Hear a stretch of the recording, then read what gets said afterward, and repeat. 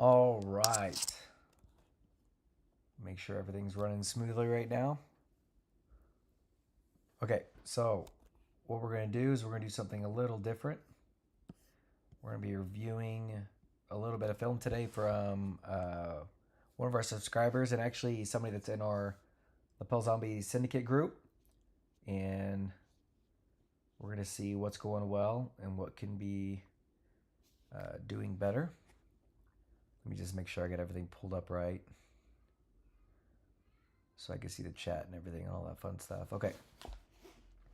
All right. So this is starting off with one of our guys, Sean. Guy does actually a pretty good job playing lapel guard. You'll see him play, my guess is, especially from this still image right here, plays a lot of lapel lasso. So this is one of those scenarios that lapel lasso is not a lapel guard that I like gravitate to a lot and play, just because it does connect you to your opponent, but it's just the upper body that it connects you to. But just because it's obviously not my preference and what I like to play, doesn't mean it's not effective and it doesn't work. So let's go ahead and get this started. Once I start getting claps here. Oh, he's actually teaching on this one, so I'm gonna watch this one here a little bit later. But we actually got a good sparring round here, so let's go ahead and get this one going. I get hurt. My guess is we're gonna see a little bit of lapel lasso. Hopefully some of the lapel zombie stuff he's been working, but looks like Sean's going with a brown belt that's a little bigger. Let's go and fast forward this guy so we can see what's going on. Oh, looks like we missed a bit of the pull. Okay, so actually this is a video that's like not crazy old, but we've actually made some improvements to Sean's guard pull that I actually like that we made a lot. So you'll notice here when Sean pulls guard, his foot actually goes to the hip. When your foot goes to the hip, your opponent has actually a decent opportunity to take that foot and pass it past his hip, which then immediately puts you into a defensive cycle. So it's not that it's like it can never work, but you always have to look at like risk to reward profile with anything that we're doing in jiu-jitsu, because it's a game of probability, right? We don't do things in a certain way because they work. We do them in a certain way because they give you a certain probability of success. And obviously we want to do things in a way that works more to our favor. But the thing that we worked on was either, you can technically do it from a collar and sleeve, but double collars, foot goes past the hip. The foot goes past the hip when this big giant brown belt grabs the foot and tries to pass it across. His hip actually blocks it. But as you see here, looks like he was trying to get the lapel out, and once the foot goes past the hip, look how he's immediately in a defensive cycle. Now, I will tell you one side benefit of this is the fact that when you're drilling sparring, and this is something you run into, you're going to get a lot of good practice with your guard retention. But the way that we spar and practice is the way we're ultimately going to compete. So we got to be like very aware of what habits are we building. So as you see, immediately in a defensive cycle, but I like to call Sean Scrappy Coco because he generally gets in some of these positions sometimes, but always finds a way generally to retain and get himself out of those spots. But I like to work in my jiu-jitsu smarter if possible. So here's the connection to the upper body, and it looks like he's going for potentially the underhook to maybe set up the lapel zombie. So let's go ahead and see how this goes here. See, this is one reaction, especially with lapel lasso, that is pretty notorious that where you're going to run into, which is guys sit really heavy on their hips and they try to stay away from you as much as possible. So some of this guy's reaction is just a byproduct of somebody trying to defend lapel lasso, whether it's out of ignorance of the position, of not knowing how to pass, or it's just out of the mere fact that they're used to it and this is the only option that they have to slow down the offense of the other person. So let's kind of see how this turns out here. It's actually really interesting when he's staying on his right side here. If they're grabbing your pant grip, let's see if we can find that guy again. When he's staying like this, if he stayed on his side and this big giant guy, when he grabs the pants here, you actually have an opportunity if he rotates in a little bit more. I prefer this foot to be actually past the hip Because if it's to the hip like this again, his hand grabs the foot, pushes it to the side. But if your foot's past the hip, you can still rotate like this. When they have control of your pants, you can go for like a nice little shotgun armbar, grabbing behind the tricep, like just above the elbow, like right here. Give that puppy a nice little pop, and you'll actually have a real good threat of an armbar. See, the foot is like barely at the hip. I like it to be past the hip. And when he rotates like this, the tension you're going to create here is going to be much more significant. And the thing that Sean wants here is he actually wants to close the distance. So if his foot's a little further, obviously he's going to be closer. So your foot and your hips, if your leg is straight, is a fixed distance, right? Now obviously he can bring his knee towards his chest so his foot gets closer to his hips. But if this foot is just a little this way, his hips will also be a little this way, which if he wants a feed to the same side leg, it's going to be significantly easier for him.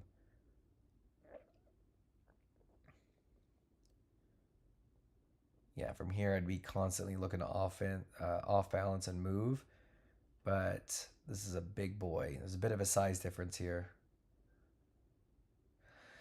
If I remember right, I think Sean's in the 150s, maybe 160s. This boy looks like everything 195 plus. See, this is actually interesting. If you would have inverted a little bit more, so when he goes here, invert more up under your shoulder, almost pointing your butt to the sky. And you can use kind of like this heel curling down motion if his butt comes all the way out this way, almost like he's attacking a K guard. You can curl your heel down and they can either off balance them to bring them forward, like this way, or it's going to bring Sean closer, or a mix of both.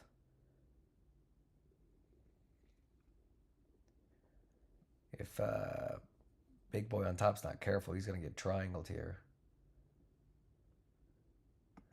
One thing I like to do there to catch that triangle is that when we're here, I'll actually, this foot is actually pretty decently where it needs to be. But I would like, as he kind of inverts up, you can grab this guy here, but try to bring your groin to the neck. So it's not so much like locking up your legs, but it's trying to keep his head, encourage you kind of be over here, and your groin goes right to the neck. Now, obviously, you don't have like finishing mechanics there to be able to put your partner to sleep, but you do have like a really good opportunity to trap the head and your opponent's arm, which really you need the shoulder because it's a shoulder into the neck, but clearly you need this arm to get an effective like bite from the shoulder to the neck. But if you get the groin to the actual neck here, it's very easy once you're kind of controlling this. Control the shin with this hand and then just cut your angle the other way. And you're going to have a triangle. I've caught too many triangles from this angle here. See, this is a good idea. This is him pointing his butt into the air. I do feel like there's not now, but there was a triangle opportunity. Be careful over rotating. He does a good job going back. Triangle was right there. So like as you go back through, so watch as he goes back through, boom. Bring your hips up, like groin to the neck. Obviously, we prefer the back of the knee to the neck to finish, but this is just a catch.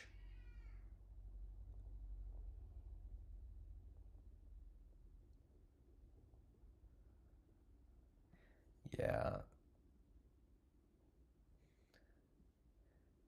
All right, Mr. Flexible.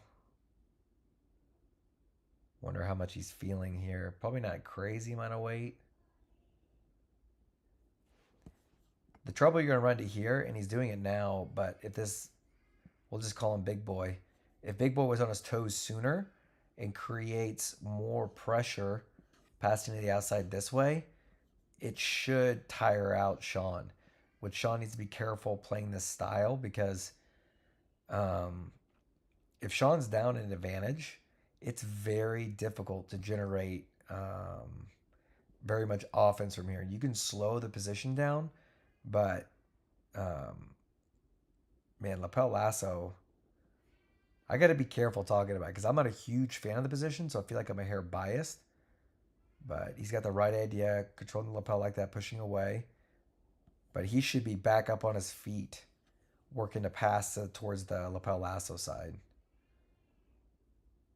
Yeah, he's getting stalled out is basically what's happening here. Because the only thing Sean could do is, again, rotate his butt up to the sky, curling this heel down towards the armpit, trying to create an off-balanced angle. Be curious to ask Sean if he was looking for that shotgun armbar, if he's threatening that much at all.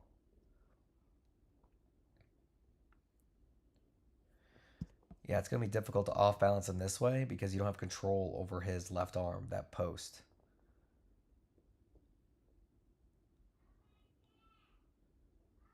Yeah, this is a little bit of what I was talking about before. But again, he's on his knees, should be on his toes, head to the hip. Because if his head's to the cross hip, he's going to be able to pin Sean's hips and he won't be able to elevate up as much. Yeah, keep that lapel, Sean. Whoa, what did we miss?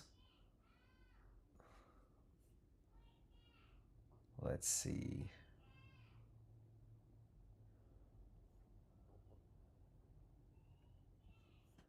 Yeah, this is tough because that arm controlling the bottom leg. And I think we've all been in this position before. Side pin, bigger guy. It's a lot of fun. There is some goofiness you can do with the lapel with some like chokes from being in side pin. But I'm gonna be real with you. The best thing you guys can do from side pin is stick to just the fundamentals of building frames up into the neck, frame into the hip with your forearm. Look to make space and get your guard back, or work some octopus concepts. But I have like a big rule in my head. I don't get my guard passed. Like if somebody gets to a point that my guard's gonna get passed, it is a very violent, aggressive turtle to then turn to get my guard back or Granby roll through. But I kind of like had this quote from Yuri Simone stuck in my head that the equivalent of somebody passing my guard is like somebody slapping my mom in the face. And it's pretty intense, but Yuri's also a very intense guy. This looks super comfortable because Sean, I could tell like Sean thinks that lapel was doing something, but in reality, it's not doing anything. And he shouldn't have brought his arm between Sean's legs to deal with it. He should have just brought his arm to the outside of this hip and just pin like he's doing right here. This is gonna be very tough because if you're trying to keep this arm and you're trying to open it oop it through, you need both feet on the ground because you're leaving so much potential power you could generate. Yeah, this is fun. We've all been here before.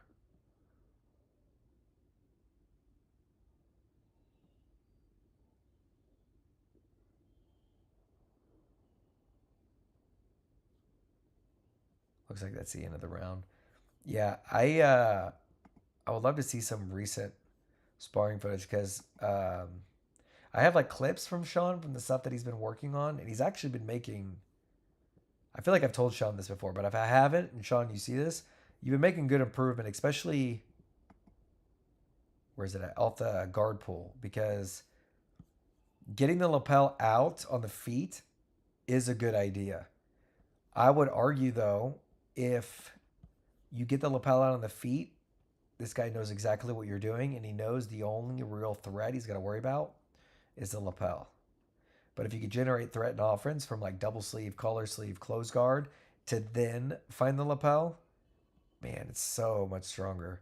And like we mentioned before, foot to the hip, guys, I don't care what level you're at. I even tell this to our kids. Foot to the hip is begging to have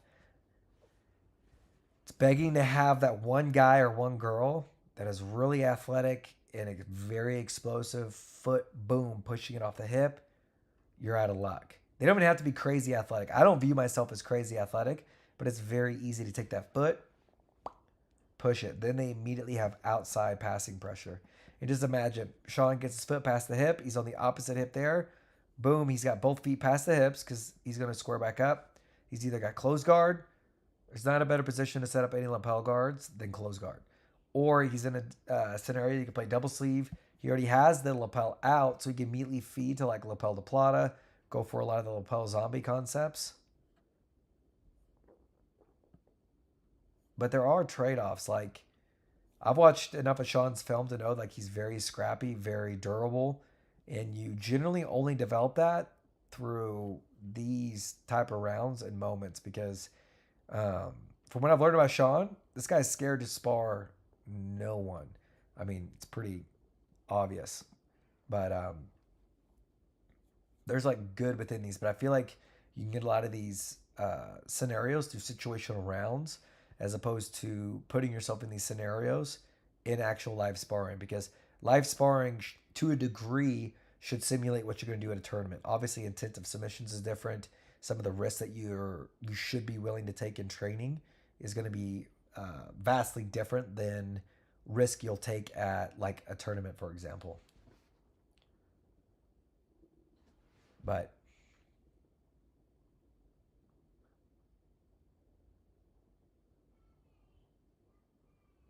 but yeah. So with this, guys, again, lapel lasso, it can be effective. But when we look at this, lapel lasso only connects you to the upper body.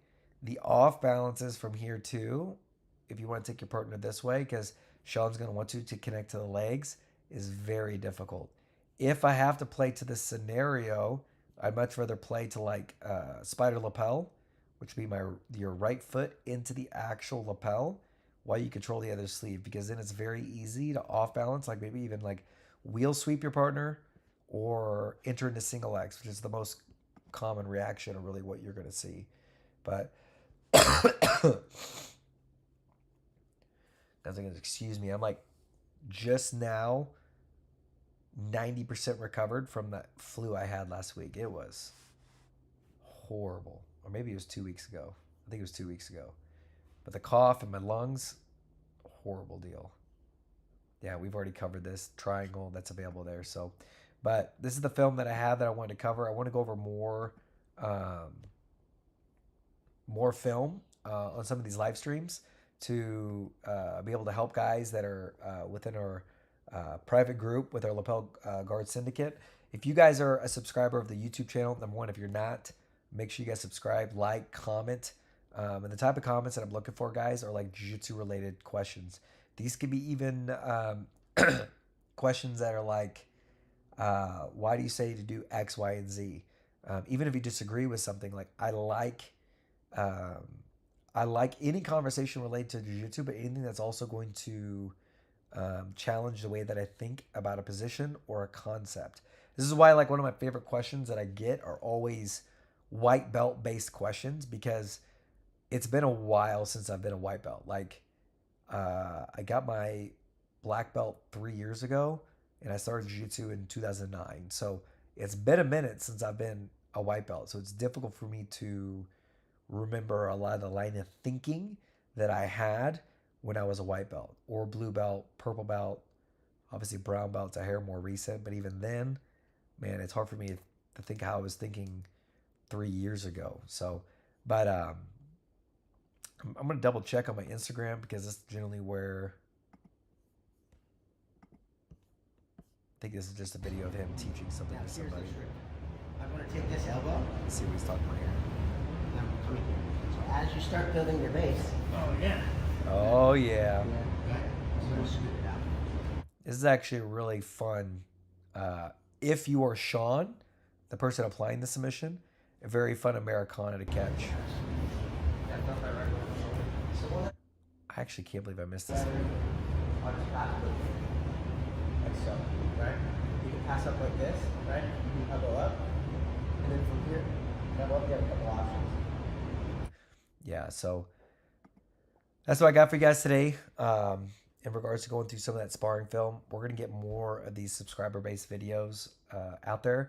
If you guys haven't yet, check the links down below. I've got my Lapel Guard Syndicate group that's on there, but also what we have is uh, a lapel guard instructional, guys. It's a very systematic approach to basically playing lapel guard, and also sets you guys up for success if you guys are looking to like have a high submission rate to be able to finish your opponent utilizing lapel guard. Because my guard style is very submission based. So anyways, guys, hope to see you guys in the next one, and I hope you guys have a good day.